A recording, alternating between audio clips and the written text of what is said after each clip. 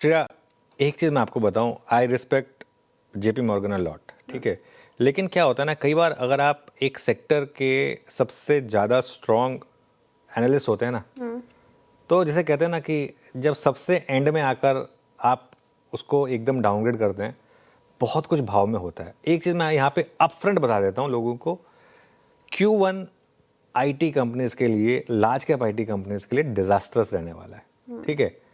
तो दिक्कत रहेगी, लेकिन अब जैसा मैं कह रहा हूँ, पिछली 2 रैलीज में मैं सर्कमस्क्रिप्ट था, मैंने एक व्यू लिया था कि नहीं, इन 2 रैलीज में नहीं फंसना है।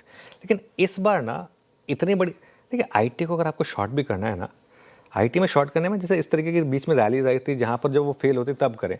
52 वीक लो के पास शॉर्ट करने का कोई मतलब थोड़ा ना है, सेंस नहीं है कोई।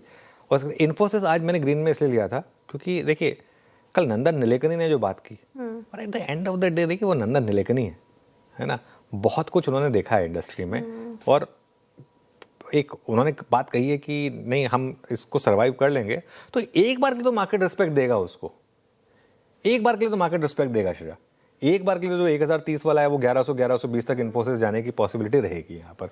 अब उसके बाद भले ही आगे फॉलो थ्रू एक्शन ना आए और उसकी वजह से रैली फेल हो, वो अपनी जगह है, ठीक है। मतलब लार्ज कैप आईटीज अभी भी आप डाउटफुल हो पार्टिसिपेट करेगा? देखिए लार्ज कैप आईटी में मेरा मानना ये है कि लार्ज कैप आईटी में अभी भी ये कॉन्फिडेंस नहीं है कि आप पोर्टफोलियो स्टॉक्स बना लें इनको, लेकिन कुछ समय के लिए ट्रेडिंग साइड पर शायद यहाँ भी लॉन्ग साइड पर पैसा बन जाए, इवन टीसीएस और इन्फोसिस जैसे स्टॉक्स में। लार्ज कैप में अगर 2 स्टॉक्स हैं जो उन्होंने थोड़े सेंस दिखाए हैं कि वो अब गिरावट खत्म कर चुके हैं, वो हैं आपके टेक महिंद्रा और HCL टेक।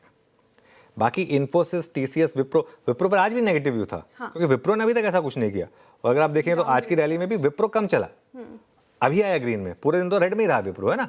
तो positive view Infosys, Tech Mahindra, HCL Tech, या फिर एक व्यू है कि कोफोज, OFSS और टाटा टेक, ये 3 स्टॉक्स की हमने एक बास्केट आपको 3 महीने से पहले से बताई हुई थी मिड कैप आईटी में, ये अच्छा कर रही है। और यहाँ पर अगर आप देखें टाटा टेक में आज बात हुई थी कि आज गिर सकता है टाटा टेक, क्योंकि इसमें बड़ा डाउनग्रेड आया था इसके लिए, बट अदरवाइज ये स्टॉक काफ़ी चला है। तो ये एक आईटी पर व्यू है।